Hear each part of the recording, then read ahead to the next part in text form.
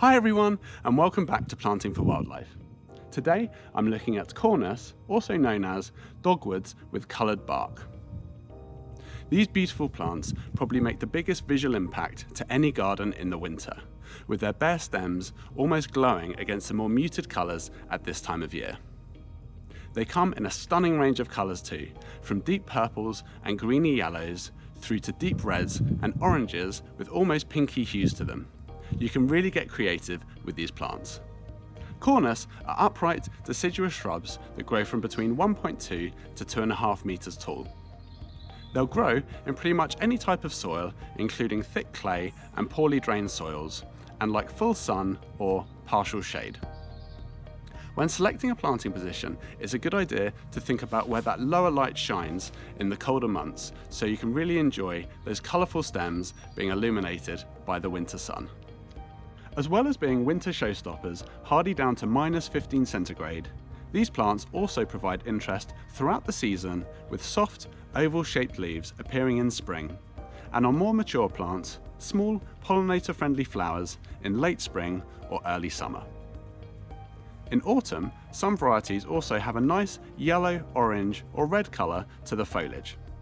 They're also great plants for adding structure to your garden and can be used for hedging or screening, although they obviously won't screen that well once the leaves drop in winter.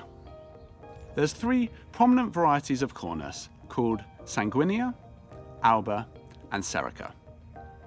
Each of these varieties has a number of its own cultivars, and I'm going to look at my favourite cultivars from each.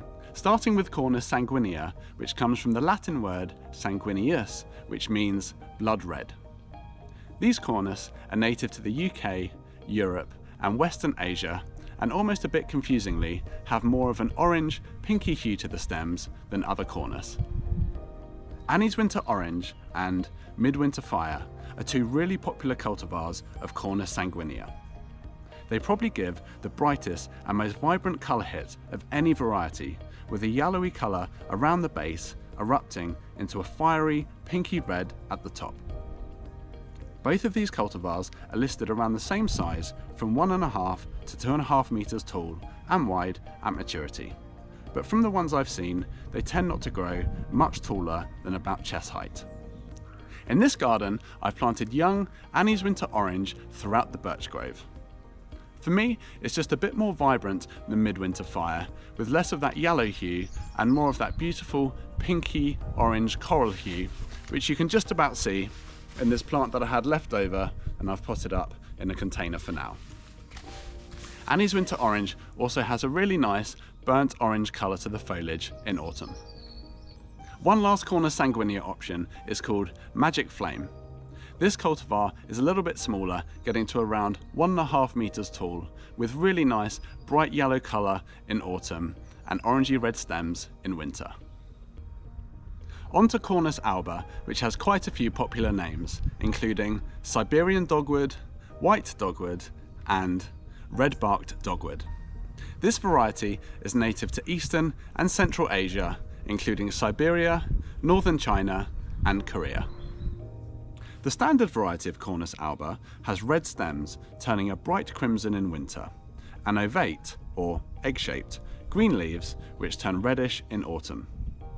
Mature plants will have small white flowers in spring, followed by white berries which are popular with birds but are not to be eaten by humans.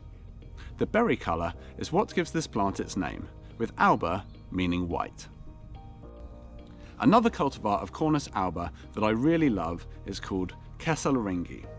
It has red shoots which turn a blackish purple in winter, with a really striking reddy purple autumn foliage colour. Baton Rouge is another nice cultivar, with red stems and a nice vibrant yellow autumn colour. Finally, onto Cornus serica, also known as red osier dogwood, which is native to America. My favourite cultivar is called Cardinal, which has a really funky 2-tone colour to the stems, with a bright orangey yellow towards the base, bleeding into a deep red at the top. It also has a really nice autumn colour and is one of the taller varieties of Cornus if you want to add more height. Another cultivar of Cornus serica that I really like is called Flavoromia, which has a really nice bright yellowy green colour to the stems. This is one you see planted throughout the UK quite a lot. For all types of Cornus, the best colour appears on new stems. So once the plant is a few years old, you can cut back around a third of the stems down to the base in spring to encourage new growth. For the first year after pruning, you're less likely to see berries or flowers though. You can also propagate Cornus using hardwood cuttings in autumn. Not something I've tried myself, but I might give it a go later this year. For my top 3 companion plants, I'll start with Perovskia, also known as Russian sage. The ghostly, silvery stems of this plant contrast beautifully with the Cornus stems in winter, and in summer it'll be humming with bees, drinking nectar from the little lavender-coloured flowers. This is really one of my favourite plants, and I've done a separate video on it, so feel free to check that out. I'll leave a link at the end of the video. Next up, Echinacea. There's a lot of different varieties to choose from, but one of my favourites is called White Swan, which, as the name suggests, is a beautifully graceful cultivar with pure white petals. I've planted this throughout my garden, including where I'm sitting right now in front of the Cornus in the birch grove.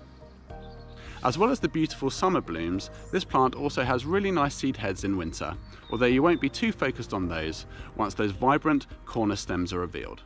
Finally, a plant that Cornus are great companions for: birch trees.